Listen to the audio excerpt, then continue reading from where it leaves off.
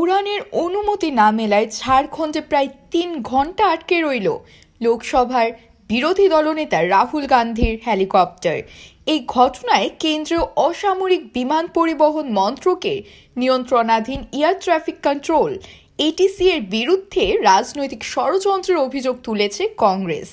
শুক্রবার বিধানসভা ভোটের প্রচারে ঝাড়খণ্ডের গোড্ডায় গিয়েছিলেন রাহুল। সেখানকার মহাগণায় সভা করার পরে তার অন্য একটি কর্মসূচিতে যোগ দেওয়ার কথা ছিল, কিন্তু তার কপ্টারের উড়ানের অনুমতি দিতে এটিসি 2 ঘন্টার বেশি দেরি করায় রাহুলকে আটকে থাকতে হয়। ঝাড়খণ্ডে 81টি বিধানসভা আসনের মধ্যে গত 13 নভেম্বর প্রথম দফায় 43টি আসনে ভোট হয়েছে। আগামী 20 নভেম্বর বুধবার বাকি 38টিতে হবে গণনা।